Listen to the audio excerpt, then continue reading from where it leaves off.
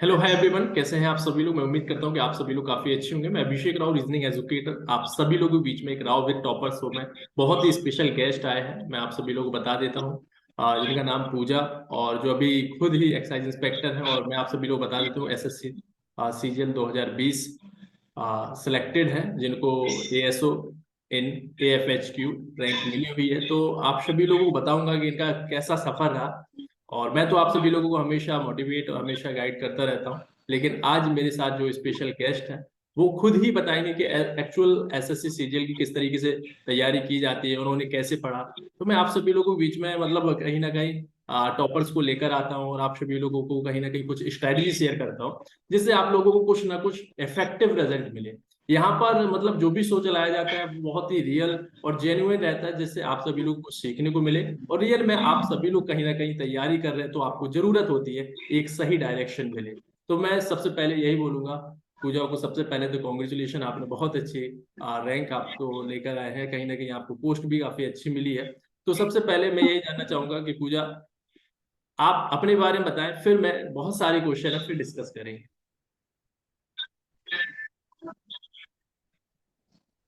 मैं अपने बारे में मैंने सीजीएल 2019 से स्टार्ट किया था।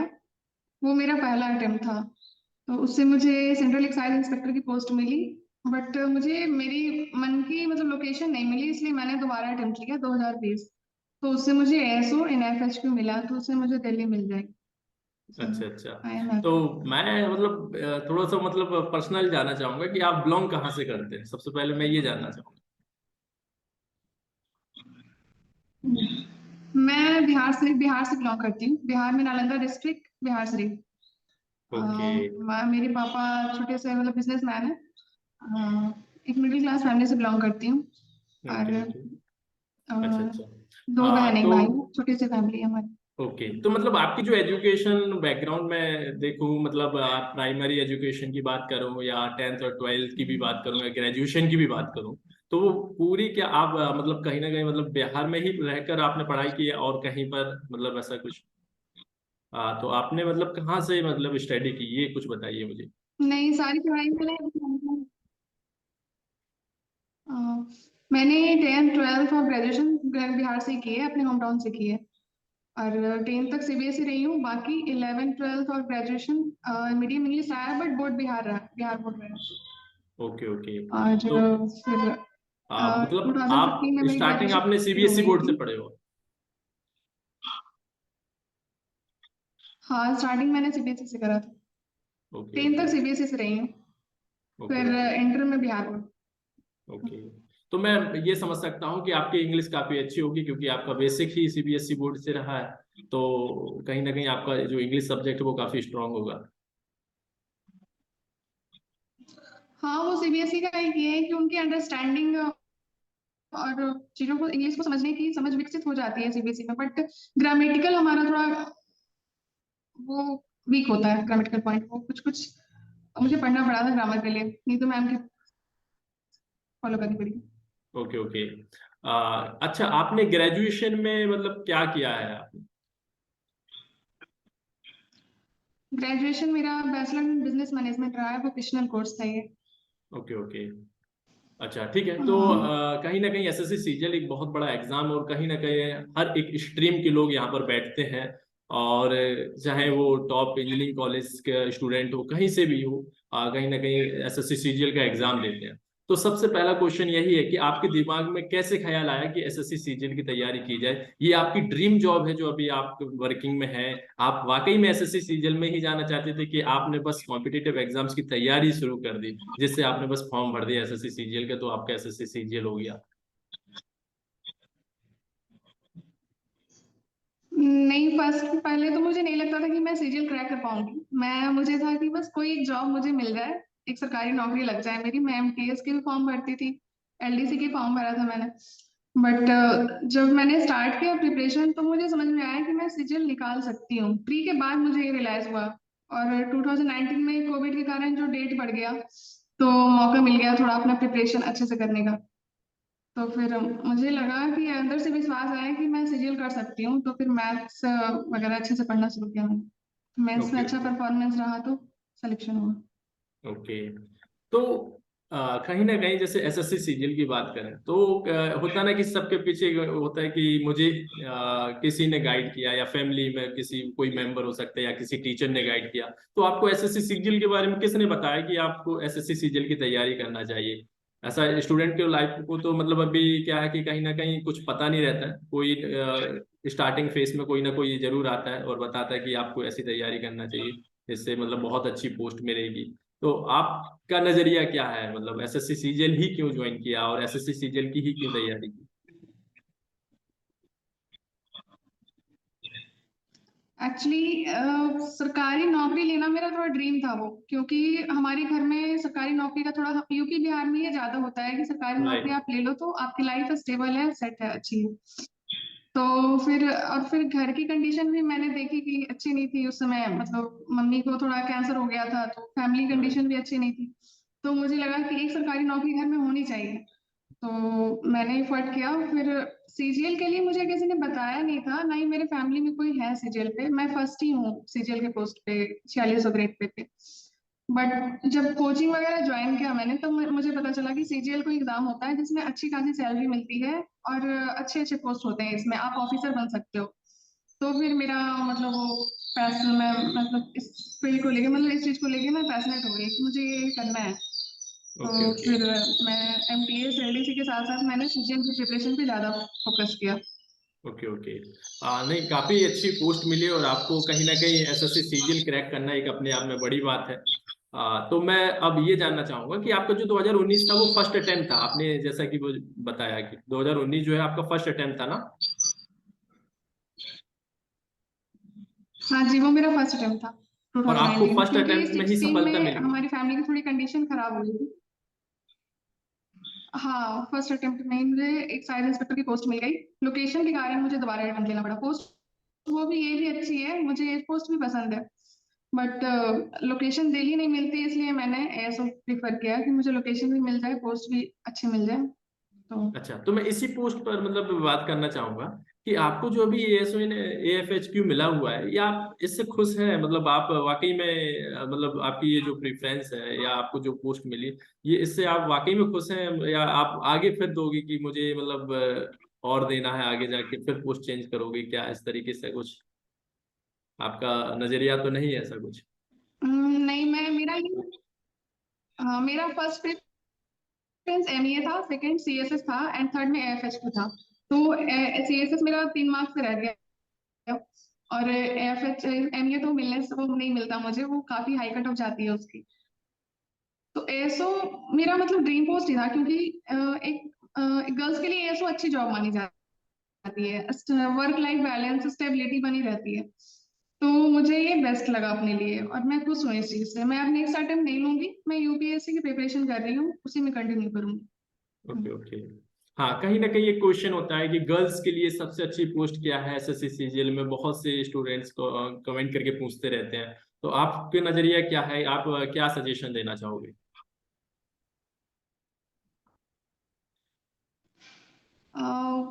एक्चुअली मेरा थिंकिंग तो है कि गर्ल्स सभी फील्ड में अच्छा कर सकती हैं, अच्छा परफॉर्म कर सकती हैं। बाकी आप अपना लाइफ आगे कैसे जीना चाहते हो, कैसे देखते हो, वो अपने आप पे डिपेंड करता है कि आप कैसे जीना चाहते हो। मुझे तो गर्ल्स के लिए सारी पोस्ट बेहतर लगती है। वैसे एसो ज्यादा अच्छी है कि एक स्टेबिलिटी बनी रहती है लाइफ में, वर्क बैलेंस, फैमिली बैलेंस, दोनों चीजें मतलब बैलेंस में आप कर सकते हो, हैंडल कर सकते हो लाइफ को। बाकी ऐसा नहीं है कि लड़कियों के लिए ईडी बेकार है या फिर एक्साइज इंस्पेक्टर बेकार है, सारी पोस्ट अच्छी हैं, और वो बेहतर भी कर भी सकती हैं। नहीं नहीं, अब तो हर एक फील्ड की बात करें तो मोस्टली अगर देखा जाए तो गर्ल्स जो है वो आगे हैं, और काफी अच्छी बात भी है। और मैं बस ये पूछना चाहूंगा आपसे सबसे पहले कि जैसे आपने एसएससी 2020 दिया, तो आपको मतलब कहीं ना कहीं आपने तैयारी की होगी, और वो मतलब कैसे तैयारी की, कहीं ना कहीं आपका क्या स्कोर रहा, इस पे भी मैं चर्चा करूंगा। तो सबसे पहले तो मैं यही कहूंगा कि आपकी स्ट्रेटजी क्या रही, पढ़ने का तरीका क्या रहा, आप चारों सब्जेक्ट को डिफाइन करें कि आपने रीजनिंग को कैसे पढ़ा, मैथ्स को कैसे पढ़ा, जीके और इंग्लिश को कैसे कवर किया। वाकई में मतलब आप लोग आपने ऑनलाइन पढ़ा या ऑफलाइन पढ़ा, कैसे मतलब आपने सेल्फ स्टडी किया, ये पूरा मतलब थोड़ा सा मतलब शॉर्ट में बताइए ताकि पता चले। काफी स्टूडेंट्स के कमेंट रहते हैं कि बहुत परेशान रहते हैं कि ऑनलाइन से रिजल्ट आता है, कि ऑफलाइन से रिजल्ट आता है, कि सेल्फ स्टडी से रिजल्ट आता है। कहीं ना कहीं कुछ इस तरीके की चर्चा चलती रहती है। और तो आप इसके बारे में बताइए, एक्चुअल आपने पढ़ाई कैसे की? एक्चुअली मेरा मानना है कि आप कर सकते हो, आपके पास अगर साधन नहीं है फिर भी आप कर सकते हो। आपके अंदर वो हिम्मत, वो जुनून होना चाहिए कि आपको ये करना है। जब मैं प्रिपरेशन स्टार्ट की थी मेरे पास मोबाइल नहीं था, एंड्रॉइड फोन नहीं था मेरे पास, छोटा वाला फोन था। तो फिर भी मैंने स्टार्ट किया था कि नहीं ठीक है, मोबाइल नहीं है तो बुक्स वगैरह है। मैंने जितने बुक्स ऑफलाइन जो भी बुक्स होते हैं, महेश मिश्रा के मैथ्स के बुक, फिर ये राकेश यादव सर के 7300 बुक्स, वो सब मैंने सारे बनाए बैठ के। मैंने एक साल मैंने पूरा सेल्फ स्टडी किया, खुद से ही मैथ्स के सारे बुक कवर किए। इंग्लिश के एमबी पब्लिकेशन के बुक बनाए मैंने। नीतू मैम की ग्रामर की बुक मैंने पढ़ी। सारे चीज मेरे बेसिक सेल्फ स्टडी से ही क्लियर हुए। तो प्री का जब टाइम आया 2019 2020 का, मैं 2019 का बता सकती हूँ क्या? अच्छा अच्छा, हाँ। सॉरी। एक्चुअली क्या हुआ कि मैंने फुल प्रिपरेशन 2019 में करी थी। 2020 19 के प्रिपरेशन से मेरा 20 निकल गया। थोड़ा अच्छा सा मैंने मॉक अटेम्प्ट किया था, इसमें ज्यादा मॉक लगाए थे मैंने 2020 में। हम्म। तो 2019 में मैंने प्री के लिए तो मैंने सेल्फ स्टडी करी सारी। एक दो महीने में कोचिंग ज्वाइन की थी बस मॉक लगाने के लिए, कि आप ग्रुप में पता चलता है आपकी कितना आप नंबर ला रहे हो, वो नंबर आप अच्छा है या नहीं, आप लोगों से बेहतर कर रहे हो या नहीं।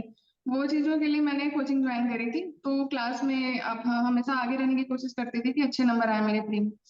तो प्री के लिए तो मैंने मॉक लगाया और सेल्फ स्टडी करी। मेंस का जब टाइम आया, प्री में कुछ अच्छे मार्क्स मुझे लगे कि 170 मार्क्स मेरे थे 2019 में, तो वो अच्छे लगे तो मुझे लगा कि मेंस की प्रिपरेशन करनी चाहिए। हालांकि मुझे नहीं लगा था कि मैं सीजीएल कर पाऊंगी।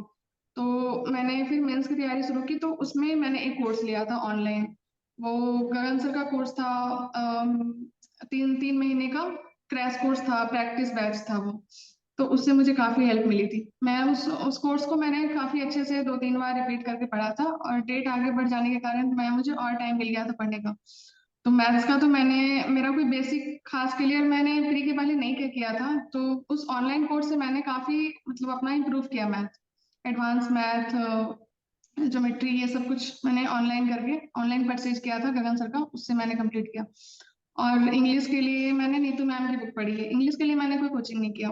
इंग्लिश के लिए नीतू मैम की दो, वॉल्यूम 1 एंड वॉल्यूम 2, उसको 2 से 3 बार मैंने कंप्लीट किया है। मतलब वो सारे ग्रामेटिकल जो भी वर्ड है या फिर जो भी ग्रामर का वो पोर्शन है सारा, मैं एकदम 2 से 3 बार मतलब उसे रिपीट की। और वो कैब सानो एंड्रो के लिए क्विज आती है, एक मोबाइल पे क्विज ऐप आती है, वो कैब 24 और द हिंदू, ये दो क्विज के ऐप में इंस्टॉल करके रखी थी अपने मोबाइल में। तो वो दोनों ऐप से मैं पर डे क्विज लगाया करती थी। वो कैब 24 में हिंदू के सानो एंड्रो और OWS करंट अफेयर के 10 10 क्वेश्चन डेली आते थे, और वो एकदम रिलेवेंट होते थे एग्जाम टाइप के। तो वो उससे मुझे काफी हेल्प मिली। और द हिंदू के भी ऐप आते हैं, उससे भी मैंने हमेशा पर डे क्यूज लगा। मॉर्निंग में मेरा उठते के साथ वही रूटीन होता था कि मैं पहले मोबाइल से क्यूज लगा लेती थी। मेंस के टाइम मुझे मोबाइल मिल गया था, प्री के पहले तक मेरे पास मोबाइल नहीं था। मेंस के बाद मैं मम्मी का मोबाइल लेके मैं स्टार्ट कर देती। तो क्यूज लगाती थी। और फिर मैथ्स जब क्लियर हो गया, इंग्लिश का बुक मैंने क्लियर कर लिया, तो फिर मैं मॉक टेस्ट बहुत ज्यादा लगाई। एग्जाम के 2 महीने पहले मैंने मॉक टेस्ट लगाना शुरू कर दिया था। फिर 1 वीक या 2 वीक पहले मैंने एग्जाम के टाइम, जैसे 10 से 12 में मैथ होता है, और फिर 2 से 4 या फिर 3 से 5 शायद इंग्लिश होता है, मैं उस टाइम पे मॉक्स लगाया करती थी कि ताकि मुझे एग्जाम टाइम पे नींद ना आए, वैसा कुछ मतलब दोपहर में कभी कभी नींद आने लगती है, तो वो प्रॉब्लम ना हो। और मैं अपना रूटीन एग्जाम के पहले थोड़ा सही कर ली थी, रात में पढ़ना अवॉइड करती थी, दिन में ही पढ़ा करती थी, दिन में ही मॉक लगाया करती थी। मॉक मैंने बहुत लगाया। मॉक मैंने मैथ्स के लगभग 190 120 के आसपास मैंने मैथ्स के मॉक लगाए हैं। इंग्लिश के मैं ज्यादा नहीं लगाई, इंग्लिश के 10 to 15 इतने ही ओके लगाए ओके। हैं। अच्छा, तो आपने मतलब मैंने जैसे देखा कि आपने मैथ्स के बारे में बताया, आपने इंग्लिश के बारे में बताया, रीजनिंग और जीके और जीएस का मतलब चाहूंगा, क्योंकि आजकल स्टूडेंट जो परेशान रहता है वो जीके जीएस में बहुत ज्यादा परेशान रहता है कि इसको कैसे तैयार करें। और रीजनिंग का भी बताना कि रीजनिंग में आपने मतलब कैसे प्रैक्टिस की, कहीं ना कहीं सब्जेक्ट है और इक्वल मार्क्स भी देता है। तो कहीं ना कहीं इसके बारे में भी आप बताइएगा कि आपने कैसे फोकस किया इस पे। रीजनिंग के क्वेश्चन अब कुछ एक दो सालों से थोड़ा टफ कर रहे हैं, मतलब दो तीन क्वेश्चन इतने लॉजिकल होते हैं कि अगर आप उसमें टाइम लगा दो तो फिर आपका टाइम चला जाता है और क्वेश्चन भी नहीं बन पाता है, वो सॉल्यूशन नहीं हो पाता है। तो दो तीन क्वेश्चन को ऐसे दे रहे हैं रीजनिंग में, और रीजनिंग का थोड़ा सा लेवल भी थोड़ा बढ़ा दिया है। मैथ का लेवल ठीक है, इंग्लिश का थोड़ा ठीक है, बट रीजनिंग प्री में थोड़ा सा डिफिकल्ट मुझे लगा है 2020 में। तो मैंने रीजनिंग के लिए तो कुछ अलग से नहीं किया, मैं मॉक लगाती थी प्री में, एग्जाम के 2-3 महीने पहले मैंने बहुत सारे मॉक लगाए थे प्री के लिए। तो मेरा मॉक से ही रीजनिंग क्लियर हुआ है।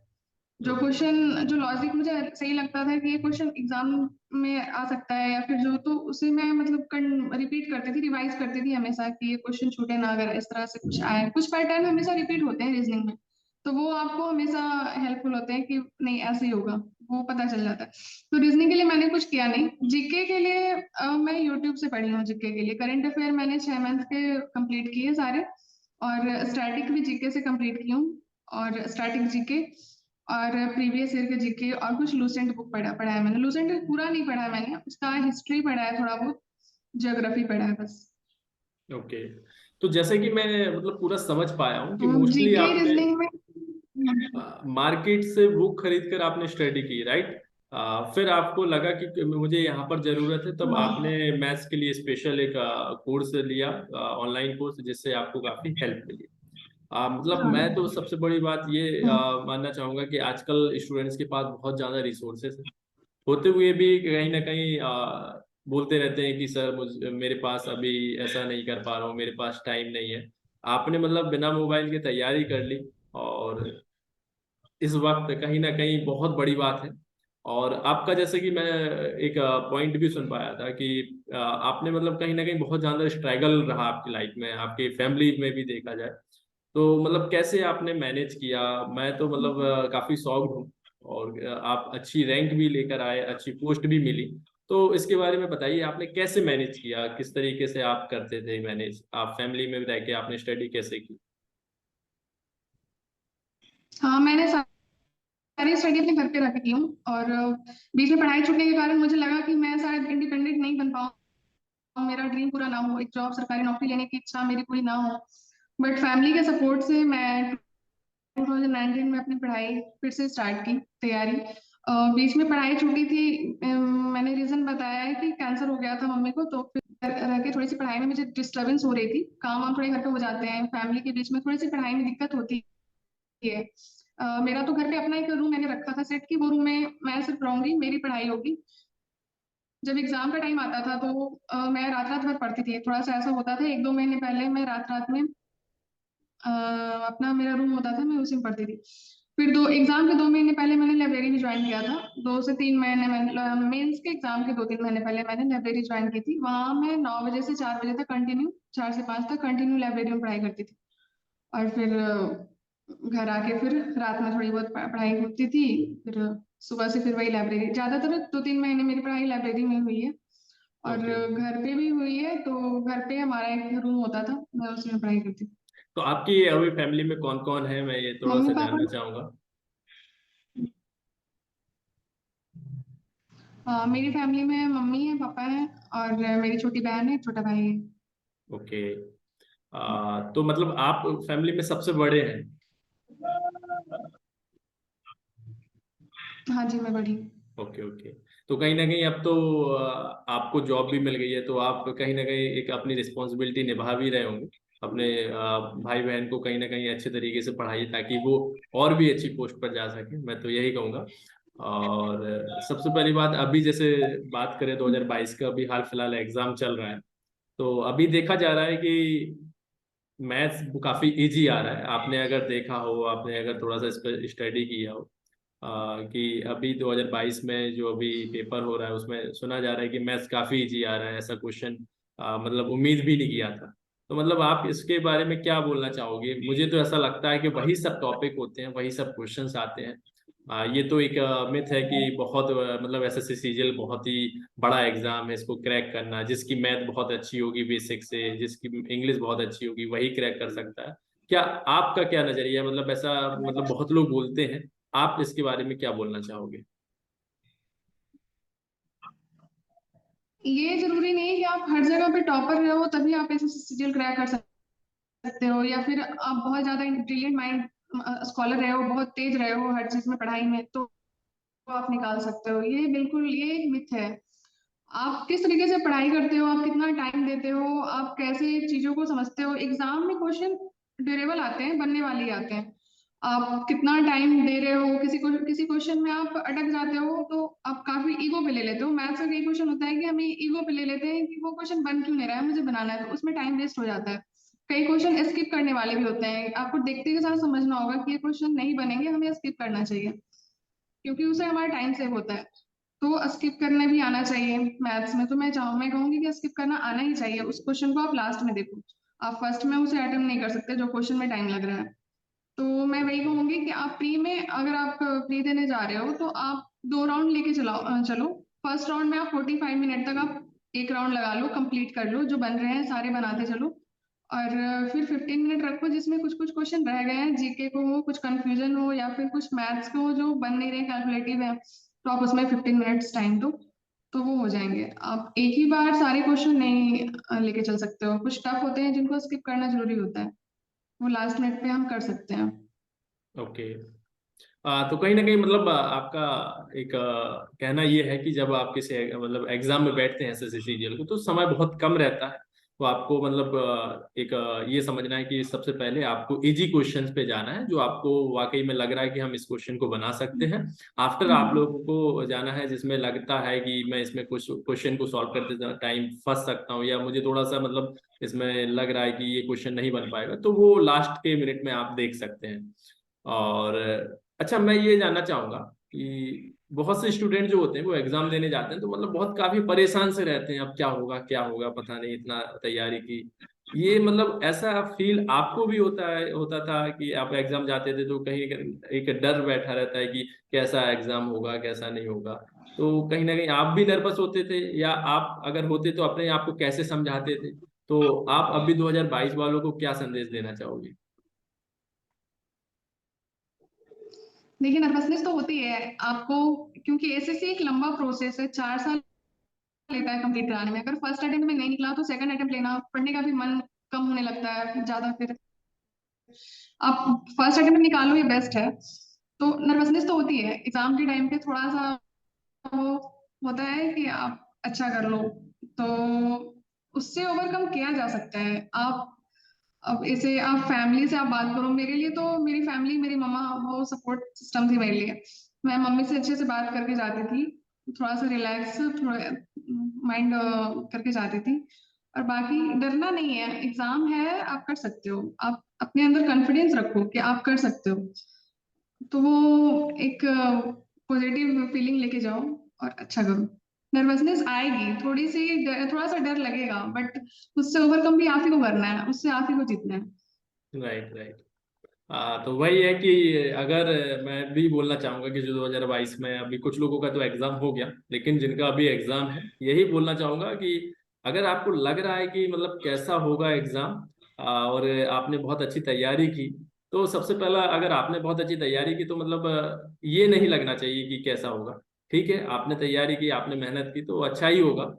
और सबसे बड़ी बात यह है कि आपको जिससे अच्छा लगता है, जिससे मोटिवेशन मिलता है और जिससे बात करने में काफी अच्छा लगता है, तो एटलीस्ट उससे बात करिए जहाँ पे भी आपको मोटिवेशन टाइप का मिलता है कि यहाँ पर मुझे स्ट्रांग फीलिंग आती है कि हाँ मैं यहाँ से मतलब जीत सकता हूँ। और हमेशा कॉन्फिडेंस बरकरार रहना चाहिए, राइट।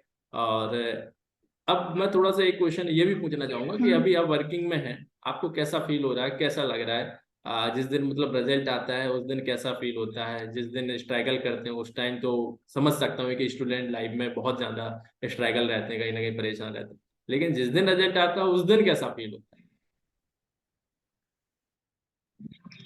जिस दिन रिजल्ट आता है उस दिन, मतलब मैं बता नहीं सकती हूँ, उस दिन लगता है बेरोजगारी का ठप्पा हट गया सर से, अब आप रोजगार हो, एम्प्लॉयड हो, मतलब उसमें बहुत अच्छी फीलिंग आती है कि आपको लोग बोल नहीं सकते कि पढ़ ही रहे हो, 4 साल से कुछ हुआ नहीं, या फिर कुछ करते नहीं हो बस।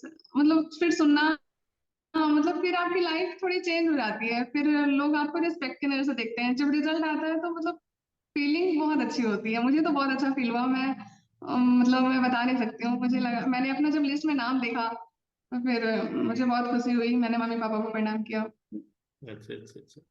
हाँ, कहीं ना कहीं बहुत से और 4 साल का जो रिश्तेदार भी स्ट्रगल होते होता हैं ना है, जो जो लंबा टाइम होता है, वो काफी। आ, ताने देते हैं कि पता नहीं आपका बेटा कब से पढ़ रहा है, आपकी लड़की कब से पढ़ रही है, सिलेक्शन हो पाएगा कि नहीं, ऐसा करो ये। और खासकर थोड़ा सा यूपी और बिहार की बात करें, सरकारी नौकरी बड़ा क्रेज है कि पता नहीं इतने दिनों से तैयारी कर रहे हैं अभी तक सिलेक्शन नहीं हो पाया, है ना। तो कहीं ना कहीं जब जॉब या रिजल्ट आ जाता है तो जो ताने देने वाले भी होते हैं ना, वो ये बोलते हैं कि मुझे इस पे बहुत भरोसा आता है, ये कहीं ना कहीं कर लेगा, है ना, या कर लेगी। तो मतलब कहीं ना हाँ कहीं उनका हाँ। मूड भी बदल जाता है। मतलब सिलेक्शन कहीं ना कहीं एक सोसाइटी या समाज में बताएं तो एक बहुत ही मतलब एक देखा जाए तो बड़ा कॉन्फिडेंस मतलब देता है। एक देखा जाए कहीं सिलेक्शन हो जाता है ना तो मतलब हर जगह से पॉजिटिव मिलता है, और जब स्ट्रगल चलता है तो हर जगह से नेगेटिव ही मिलता है, बस फैमिली को छोड़कर उसमें या कोई नहीं होते हैं, उसमें आपको खुद ही। हाँ।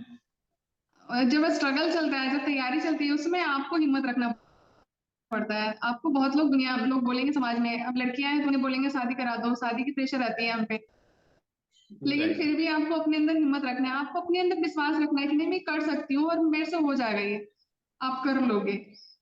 बस राइट। वही हिम्मत, वही विश्वास आपको आगे लेके जाती है। बिल्कुल बिल्कुल। वही है ना, जोश होना चाहिए, जुनून होना चाहिए कि बस कुछ करना है तो करना है।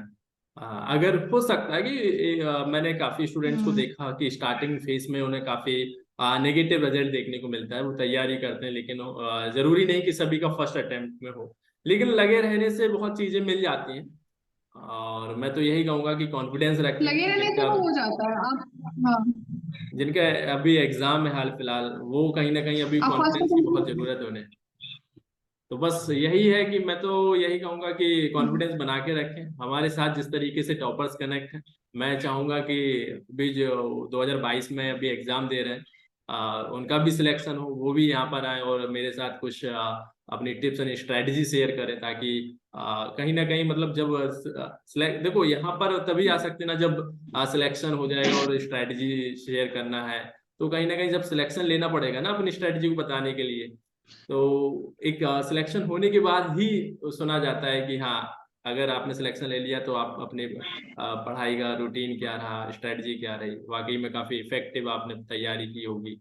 या कुछ लोग तो बोलते हैं टॉपर्स पता नहीं जब गॉड मैं गिफ्टेड तैयारी होते हैं, करती तो थी। ऐसा तो हाँ। नहीं है कि गॉड गिफ्टेड, मेहनत ही करते हैं तभी सिलेक्शन होता है। गॉड गिफ्ट नहीं होता है, राइट। मेहनत करनी पड़ती है। हम्म। बिल्कुल बिल्कुल। तो बस मैं भी आपको। जब तैयारी स्टार्ट की थी तो मैं कई सारे टॉपर्स का इंटरव्यू देखा करती थी। अच्छा अच्छा। हाँ, मैं रेमो भी टॉपर में जितने इंटरव्यू, जितने टॉपर्स के इंटरव्यू आते थे, एक कौशिक सर है, उनकी इंटरव्यू आई थी। सारे के इंटरव्यू देख के मैंने अपनी स्ट्रेटजी भी बनाई थी। मेरी अपनी स्ट्रेटजी खुद की थी। मैं कॉपी, मैंने किसी से मतलब, मैं सबकी इंटरव्यू वगैरह देखती थी टॉपर्स के, बट स्ट्रेटजी मैंने अपना खुद का बनाया था। हर दिन के लिए एक टारगेट रखती थी, मुझे आज ये करना है तो करना है, और वो मैं उसे कंप्लीट करके ही सोती थी। वो ओके। अपना टारगेट जो होता था उसे कंप्लीट करके ही सोती थी।